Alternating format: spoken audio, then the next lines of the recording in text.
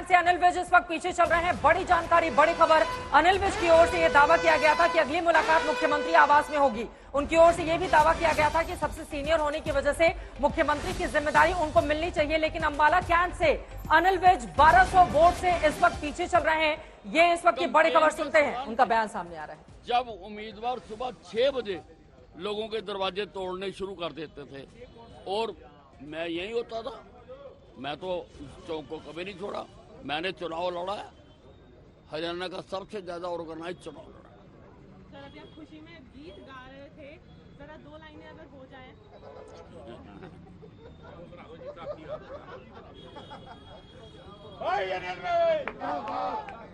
क्या बोल उसके शुरू से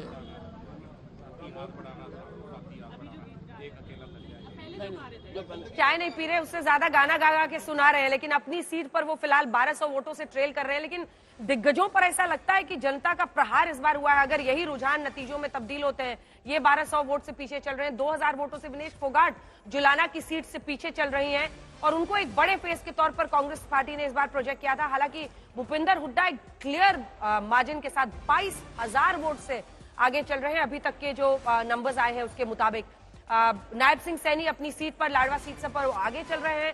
लेकिन अनिल विज का पीछे चलना अंबाला कैंप से ये एक बड़ा संदेश है। आदमपुर से भव्य बिश्नोई का पीछे चलना ये एक बड़ा इंडिकेशन है।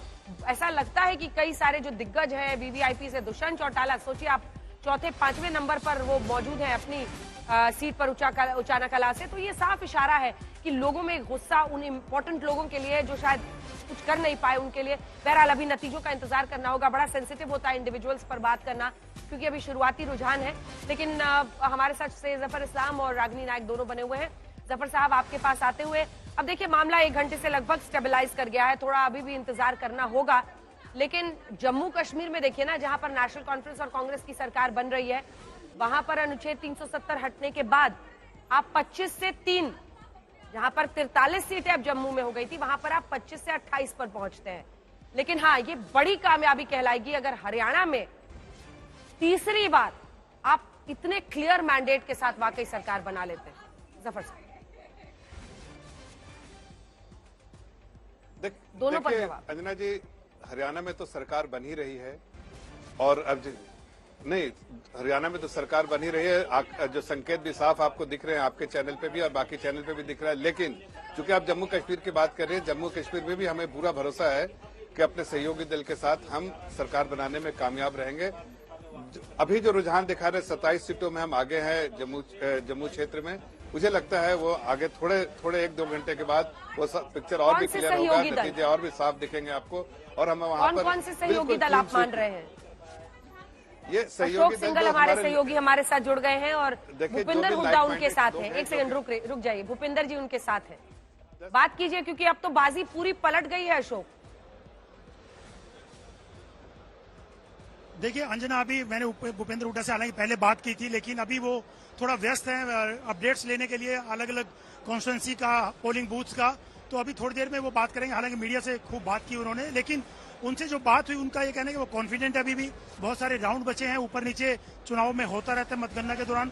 अभी भी वो देख सकते हैं कि लगातार मॉनिटर कर रहे हैं चुनाव नतीजों को, रुझानों को देख रहे हैं और जगह जगह से अपडेट ले रहे हैं कि क्या पोलिंग का पैटर्न चल रहा है, क्या काउंटिंग का पैटर्न चल रहा है। काउंटिंग को लेकर के लगातार वो जो रुझान और नतीजों के ऊपर पल पल की नजर रखे हुए हैं कि क्या कहाँ पे कि कितना राउंड हुए हैं, कितना अपडेट्स क्या मिल रहा है, उसको लेकर के आप देख सकते हैं तमाम समर्थकों के साथ वो यहाँ पर बैठे हुए हैं। पूरी भीड़ है समर्थकों की उनके कार्यालय में और खुद भी लगातार मॉनिटर कर रहे हैं इन चुनाव रुझानों को और नतीजों को। जी अंजना। बिल्कुल, हमारे साथ रागिनी नायक बनी हुई है। रागिनी जी, अब थोड़ा सा मामला स्थिर होता हुआ दिख रहा है और बहुमत पार है। अगर ऐसा बीजेपी कर लेती है हरियाणा में, हालांकि जम्मू कश्मीर भी है जहां पर आपकी एनसी के साथ क्लियर मैंडेट है, 46 पार 48 पर स्थिर हो गया है, लेकिन हरियाणा में ये बीजेपी की बहुत बड़ी जीत कहलाएगी अगर यही रुझान नतीजों में तब्दील होते हैं। तीसरी बार जनता ने वहां मौका दिया नहीं है किसी को, बावजूद इसके कि आप लोगों ने पूरी ताकत। जी जी बोलिए। आप ठीक कह रही हैं, देखिए वो कहते हैं कि कुछ ना था तो खुदा था, कुछ ना होता तो खुदा होता, डुबाया मुझको होने ने, ना होता मैं तो क्या होता। तो अगर मगर किंतु परंतु इफ बट ऐसा होगा वैसा होगा, इस पर तो कोई टिप्पणी नहीं दी जा सकती। देखिए जो कांग्रेस पार्टी का आकलन है मैं उस पर जरूर बोल सकती हूँ, और हमारे जफर भाई के साथ तो हरियाणा के चुनाव के दौरान कई डिबेट हुए, तो मैं जफर भाई से जरूर कहना चाहती हूँ कि जफर भाई आपको भी मालूम है हरियाणा की हकीकत, लेकिन कुछ समय के लिए रुझानों में ही सही दिल के खुश रखने को गालिब ये ख्याल अच्छा है। तो ठीक है, कोई बात नहीं, आप रुझानों पर पूछे तो अभी 1 या 2 सीट से बढ़त है, वो 1 या 2 सीट कम नहीं हो सकती है, ये तो मैं जनता के विवेक पर छोड़ देती हूँ। और जैसा कि मैं फिर वही बात कहूंगी, मुझे ऐसा लगता है कि 4% का वोट शेयर अगर ज्यादा है तो ज्यादा सीटें धीरे धीरे हमारे यानी कि कांग्रेस के खाते में आती जाएंगी। और दूसरी बात, जिस तरह से किसानों, नौजवानों, पहलवानों के हक और सम्मान के लिए कांग्रेस ने लड़ाई लड़ी और संविधान को, संवैधानिक अधिकारों को मान्यता देते हुए लड़ी, मैं समझती हूं कि हरियाणा की जनता ने हमारे कांग्रेस के हाथ के साथ हाथ मिलाया और बहुत अच्छी तरीके से चुनाव में हमें समर्थन दिया। जैसा कि आपने देखा, शैलजा जी भी वही कह रही हैं, हुड्डा जी भी वही कह रहे हैं। और एक लाइन और बोल दूं, देखिए भारतीय जनता पार्टी का कोई नेता आके आज सुबह से कुछ नहीं कह रहा है। हमारे नेताओं में अगर कुछ आत्मविश्वास है, और जैसा कि खासतौर से हुड्डा जी के लिए कहा जाता है कि उनका जमीनी नेटवर्क जो है वो बहुत स्ट्रांग है, तो मुझे लगता है उस आत्मविश्वास का कोई कारण होगा, तो थोड़ा उसे सम्मान दें। ठीक है, थोड़ा सा इंतजार कर लेते हैं। और अभी रुझानों के मुताबिक लेकिन बन रही है बीजेपी की सरकार। सैयद जफर इस्लाम साहब, बात अधूरी रह गई थी। नहीं, पहले मेरे सवाल तो सुनिए, जो मेरा सवाल था उसी का जवाब दीजिएगा। आपने कहा कि हम जम्मू कश्मीर में अपने सहयोगियों के साथ सरकार बनाएंगे, अपने सहयोगियों का नाम गिनाइए, कौन कौन सी पार्टियां थी और क्या उसमें अवामी इत्तेहाद पार्टी इंजीनियर राशिद की शामिल है?